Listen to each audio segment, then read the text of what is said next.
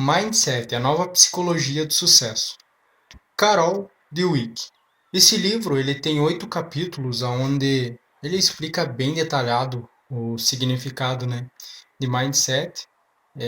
Carol, ela detalha bem o que significa, esse termo aqui, mind, ele significa mente. E o termo set, ele pode ter inúmeras traduções, Mas para essa palavra aqui em específico, qual que é o significado? O que se encaixa melhor nesse contexto? É configuração. Então, mind, mente, e set de configuração, que, traduzindo, seria a configuração da mente. E isso, nos três principais, nos três iniciais capítulos aqui que a Carol escreve, ela fala aqui sobre os mindsets, sobre por dentro dos mindsets, e a verdade sobre a aptidão e realização, aonde ela vai mostrar as crenças que cada pessoa tem sobre si próprio. Na prática, o que significa, é o tipo de mentalidade que cada pessoa tem sobre sua própria vida. E aí, no primeiro capítulo ali, esse primeiro capítulo onde a Carol ela vai detalhar sobre os mindsets, eu separei, esses três primeiros, eu fiz um resumo. Esses três primeiros capítulos ele vai falar mais da crença. E aí os outros três, o capítulo 4, o 5 e o 6, são mais voltados aí para... Ela faz ali um detalhamento sobre a mentalidade de um professor, de uma mãe, de um empresário. E ela explica o que essas mentes elas têm em comum. E aí tem o capítulo 7, de onde vêm os mindsets, que significa aí, como que você adquiriu a configuração da sua mente, da onde que ela veio, da onde que ela surgiu.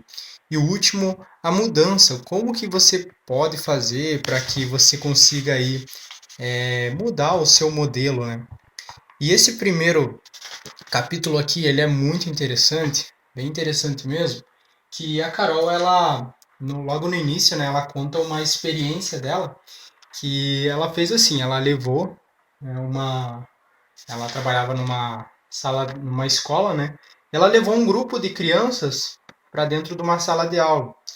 E aí ela deu uma série de quebra-cabeças para as crianças poderem ali resolverem.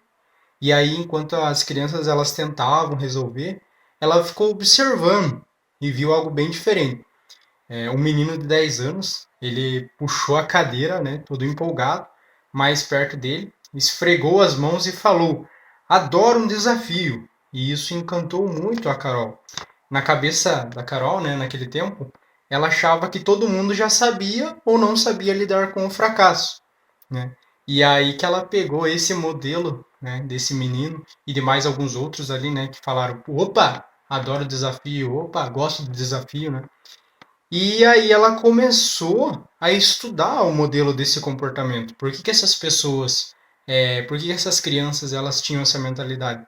Sendo que outras falavam: "Ah, eu não consigo, eu tentei aqui, não quero mais, é muito difícil, não é para mim isso". E aí ela, a Carol, ela percebeu que essas crianças ela ficavam mais empolgadas aprendendo e não fracassando. E ao longo de 20 anos de pesquisa da Carol, ela levou uma boa parte, das suas pesquisas estudando sobre qual que é a mentalidade de uma pessoa que fracassa e aquela pessoa que se dá bem na vida. E aí ela traz pra gente, dois modelos de mentes, de mentalidade, que seriam o modelo mindset fixo e o mindset de crescimento, que seriam, nesse caso, esses dois, O que significa esses dois modelos, Tanto o mindset fixo. Vou dar uma lida aqui, só para vocês entenderem um pouquinho mais qual o significado desses modelos, Ó, o que você pensaria, o que sentiria, o que faria, Esse daqui ele vai falar um modelo, uma visão a partir de cada mindset. Vamos lá. Para ter uma melhor visão do funcionamento dos dois mindsets, imagine, da forma mais vívida possível, que você é um jovem num dia realmente ruim. Certo dia você está numa aula muito importante para você e da qual gosta muito. O professor entrega aos alunos as provas de meio de semestre, corrigidas. Sua nota foi 5. Você fica muito decepcionado. Naquela tarde, ao voltar para casa, descobre que seu carro foi multado por estacionamento em local proibido. Completamente frustrado, você telefona para o seu melhor amigo para compartilhar tudo o que lhe aconteceu, mas ele não lhe dá muita atenção. O que você pensaria? O que sentiria? O que faria? As pessoas que adotam um mindset fixo me responderam assim: eu me sentiria rejeitado, sou um fracasso total, sou um idiota, sou um perdedor, me sentiria inútil e tolo. Todos os outros são melhores do que eu. Sou um lixo. Em outras palavras, entenderiam o que aconteceu como uma medida direta de sua competência e de seu valor. Eis o que pensariam sobre suas vidas. Minha vida é lamentável. Não tenho vida. Alguém lá em cima não gosta de mim. Todos estão contra mim. Alguém quer acabar comigo. Ninguém gosta de mim. Todos me odeiam. A vida é injusta e todos os esforços são inúteis. A vida é um horror. Sou um idiota. Nada de bom me acontece. Sou a pessoa mais sem sorte do mundo. Perdão, mas houve morte e destruição ou simplesmente uma nota baixa, uma multa e um telefonema desagradável? Serão essas pessoas, serão essas apenas pessoas com baixa autoestima ou serão pessimistas de carteirinha? Não, quando não estão lidando com o fracasso, sentem-se tão valiosas e otimistas, e inteligentes e atraentes, quanto as que adotam um mindset de crescimento. Então aqui, né, ela trouxe já uma visão a partir do mindset fixo, né, que quando acontece algo de ruim, a pessoa ela não leva isso como um aprendizado, como algo que ela pode mudar, crescer, se desenvolver. Não, ela acha que está tudo contra ela, né? Que nem ali diz que o aluno ele tira uma nota abaixo, né? E geralmente a galera, né, pensa, pô, aconteceu algo comigo. Mas não, é um motivo para você se desenvolver. E aí ela traz outro modelo, mindset de crescimento. Olha aqui. Quando propus a mesma situação à pessoa de mindset de crescimento, eis o que responderam. Preciso me esforçar mais na matéria e ser mais cuidadoso quando estacionar o carro. Eu imagino que meu amigo tenha tido um dia difícil. A nota 5 mostra que devo me dedicar muito mais às aulas, mas ainda tenho o resto do semestre para melhorar a média. Houve muitas outras respostas como essas, mas acho que você já entendeu. Como essas pessoas enfrentariam o fracasso? Diretamente. Eu começaria a pensar em estudar com mais empenho ou estudar de maneira diferente para a próxima prova da matéria. Pagaria a multa e esclareceria as coisas com meu amigo na próxima vez em que nós falássemos. Verificaria em que fui mal na prova, tomaria a decisão de melhorar, pagaria a multa e ligaria para o meu amigo para explicar que no dia anterior eu estava nervoso. Estudaria mais para a prova seguinte, conversaria com o professor, seria mais cuidadoso ao estacionar ou contestaria a multa e procuraria saber qual tinha sido o problema de meu amigo. Qualquer que fosse seu mindset, você ficaria chateado. Quem não ficaria? Notas baixas, multas ou desinteresse da parte de um amigo ou pessoa querida não são coisas agradáveis. Ninguém esfregaria as mãos de satisfação. Mas as pessoas com mindset de crescimento não se rotularam, nem se desesperaram. Embora se sentissem aflitas, estavam dispostas a assumir os riscos, enfrentar os desafios e continuar a se esforçar. Então, esse é duas percepções aí, né, dos modelos aí de mentalidade, né, a configuração da mente. Que ela fala ali, né, o mindset fixo, a pessoa aprendida, a pessoa que acha que tudo que acontece de errado é algo ruim para ela. E, por outro lado, aquelas pessoas de mindset de crescimento, onde acontece algo de ruim, né, a pessoa sabe que é um motivo para ela aprender, para ela se desenvolver e ir para cima. Esses são os dois principais tópicos, né, nesse primeiro capítulo.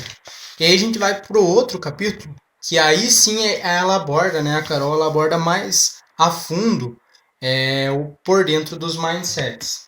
E esse é bem bacana também, né? Que aqui ela vai trazer pra gente muitas coisas bem bacanas. Eu vou dar uma lida aqui para você. Primeiro ela vai falar, né, que os mindsets nada mais são do que crenças. E o que seriam essas crenças? Como que formaram? São crenças, né, poderosas, mas são apenas algo que está em sua mente. E você pode mudar sua mente. Você tem a escolha. Por exemplo, né, vou ler essa página aqui 24 e você vai entender um pouquinho mais. Ó, sucesso tem a ver com aprendizado ou serve para provar que você é inteligente? Ela dá um exemplo aqui bem legal que dos bebês. Ó. Os bebês conquistam diariamente novas aptidões. Não são habilidades simples, mas as tarefas mais difíceis da vida, como aprender a caminhar e a falar. Eles nunca acham muito difícil o que não vale a pena o esforço. Os bebês não se preocupam em errar ou se humilhar. Caminham, caem, levantam-se, simplesmente seguem adiante. O que poderia dar fim a esse exuberante aprendizado?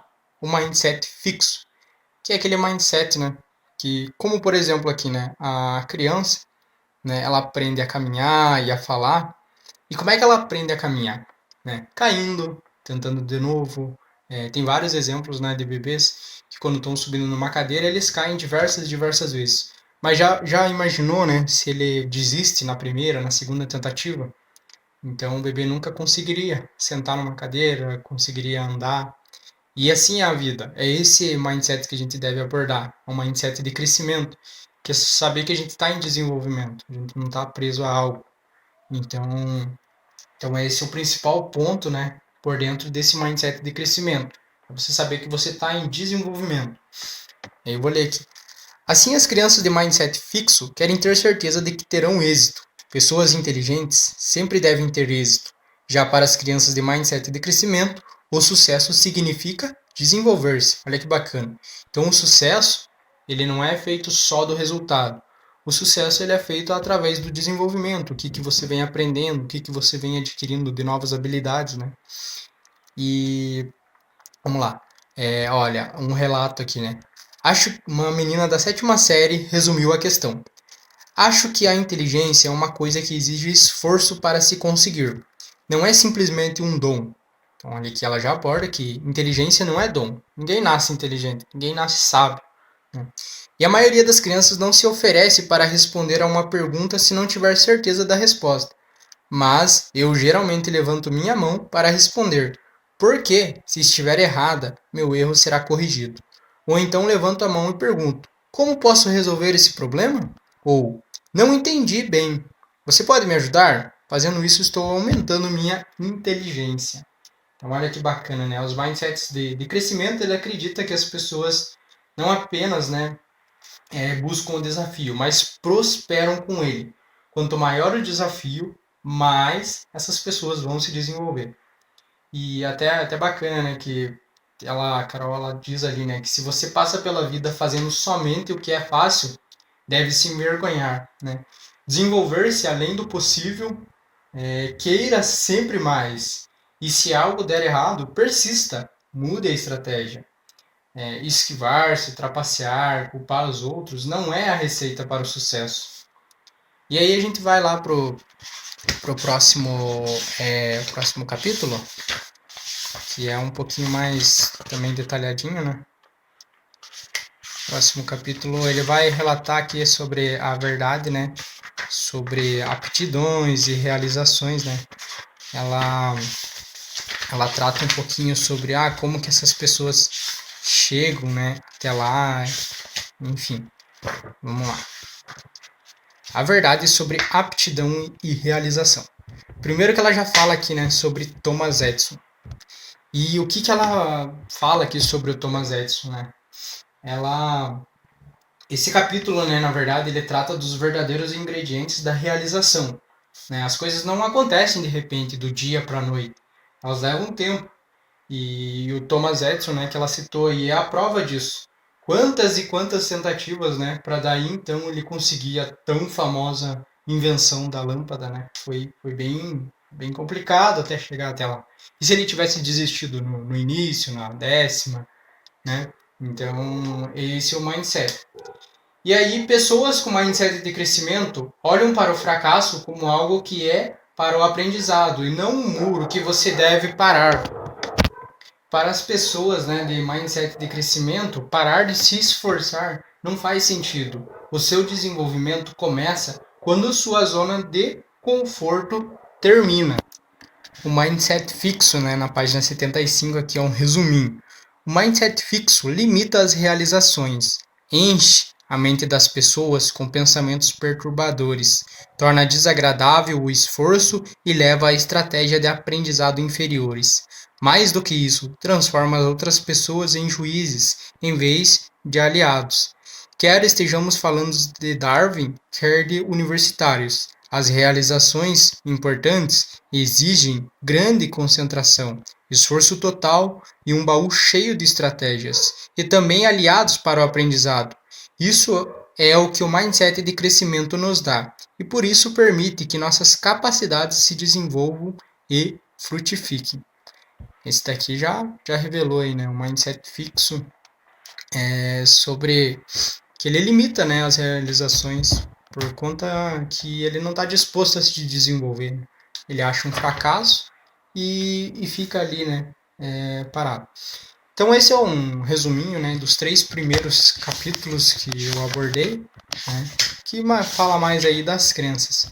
E aí esses outros 3 capítulos também, ele vai pegar aí a parte de esportes, né, o mindset de um campeão, né, e vai pegar também no capítulo 5 negócios, né, mindset, liderança. E no capítulo 6 vai falar um pouco de relacionamentos e o mindset, se ele é apaixonado ou não. E eu vou fazer um resumão desses 3 capítulos. Então, nos esportes, né, todos acreditam em talento, nos negócios acreditam em sorte, nos relacionamentos acreditam em perfeição.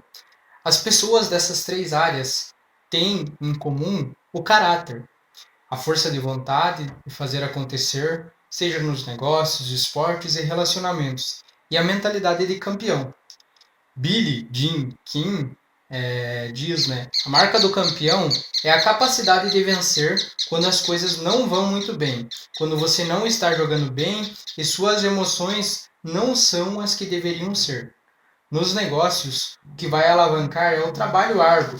Nos relacionamentos, para dar certo, os parceiros devem se esforçar para ajudar um ao outro nas situações onde se encontram-se em problemas.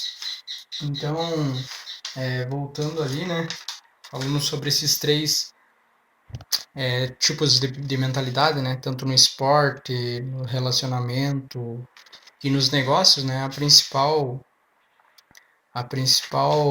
semelhança que eles têm é o caráter, né, de estar ali, de fazer acontecer, de não desistir na primeira dificuldade, né. O caráter é o que ele permite alcançar o topo e permanecer lá, né. Nem para Carol, né, a autora, o casamento é justamente estimular o desenvolvimento do parceiro, na mesma medida em que ele estimula o nosso. Nem tem na página 174 aqui, ó. Olha lá. Ela faz uma comparação, né, que você deve se desenvolver no relacionamento, você não deve ficar se vitimizando, né, e é bem bacana que ela até aborda aqui, tem uma parte que ela está conversando com uma amiga dela, e nessa conversa entre as duas, o que acontece? Elas estão numa conversa bem bacana, ela e a amiga dela, e aí aonde a amiga dela, ela compara, né? Deixa eu ver se eu acho aqui só para ler. Aqui, ó, nessa página mesmo, na 174, ó. Não faz muito tempo eu conversava com uma amiga minha, né, sobre a opinião de algumas pessoas a respeito da importância dos pais na educação de uma criança. Alguns acham que os pais não fazem grande diferença. Para explicar essa posição, ela comparava isso com o relacionamento num casamento. é como os parceiros em um casamento. Cada um chega a essa realização já completamente formado, e não se deve pretender modificar o parceiro. Ora, não, respondi. Para mim, o casamento é justamente estimular o desenvolvimento do parceiro na mesma medida em que ele estimula o nosso. Então é bem bacana. E aí o próximo capítulo, né, é o 7º capítulo, já estamos chegando no 8º, que fala aqui sobre pais, professores, técnicos esportivos, de onde vem o mindset. Né? Que eu resumo isso como você adquiriu esse mindset. Né? E aí ele fala, a Carol ela fala assim, né, que as crianças elas adoram elogios e gostam especialmente de ser elogiadas por sua inteligência e seu talento. Sem dúvida, isso as estimula, né, as faz resplandecer, porém apenas momentaneamente. No instante em que encontram uma dificuldade, a confiança desaparece e a motivação desce ao mínimo. Se o sucesso significa que são inteligentes, nesse caso, o fracasso significa que são burras. Eis o mindset fixo. Então, assim, se os pais, né, querem dar um presente aos seus filhos, querem elogiá-los, querem rotulá-los, a melhor coisa que se pode fazer é ensiná-los a amar desafios, ficar intrigados com erros, desfrutar do esforço e se manter aprendendo. E ela dá uma dica, né, para professores. Professores, nunca julguem seus alunos. Ensine-os, eles estão em processo de aprendizado. Os grandes professores acreditam no crescimento do intelecto e do trabalho e têm fascinação pelo processo de aprendizado. Também ela fala sobre os técnicos esportivos, né? Ela cita exemplo de um técnico muito bem aí requisitado, né? John Wooden, um dos técnicos mais recordistas de campeonatos da história do esporte. O que ele fazia de diferente? Ele dava aos atletas, né, um treinamento constante nas habilidades básicas, no condicionamento e também no mindset de crescimento. E o bacana é que esse treinador, ele ajudava não somente nos treinos, ele preparava os atletas para a vida. E por isso que ele foi um campeão, hein? Porque ele fez com que os atletas reformulassem a sua mentalidade, né, para uma mentalidade de crescimento. E aí, né, chegando aí no finalzinho já, ela vai trazer aqui o próximo capítulo, que o próximo capítulo é o 8º, né, que fala um pouquinho a respeito sobre a mudança de mindset, né, como que você pode melhorá-lo, né, o que você pode fazer de diferente. Então, assim, o mindset de crescimento se baseia na crença da mudança. Então, este capítulo aí, ele trata de como mudar o que ocorre no interior de nossas mentes, passando de um monólogo, né, de julgamento a outro orientado para o crescimento. Então, quanto mais nos esforçamos, mais o cérebro trabalha e mais nos desenvolvemos. E você deve ser paciente, porque para você se desenvolver, isso vai levar tempo, né? São necessários muita prática, né? Muita disciplina, e cada um tem a sua jornada, então não adianta se comparar com o próximo, né? Vai chegar o seu momento. E para você sair do mindset fixo, né, para o mindset de crescimento, é você mesmo quem decide, né? Se você vai ficar naquele mindset mesquinho, se vitimizando, né, sendo rotulado, ou você se transforma, você faz a mudança acontecer e adquire esse mindset aí de crescimento. E é isso, né, que trata aí esse livro, né? Mais de 1,7 milhões de exemplares aí vendidos no mundo, 1,7 milhão, né? E a Carol Dweck, né, é professora de psicologia da Universidade de Stanford, e ela é especialista em sucesso e motivação. Então é bem bacana, recomendo muito que vocês leiam esse livro. Se vocês gostaram aí do vídeo, deixem um curtir, se inscrevam no nosso canal e deixem um comentário também.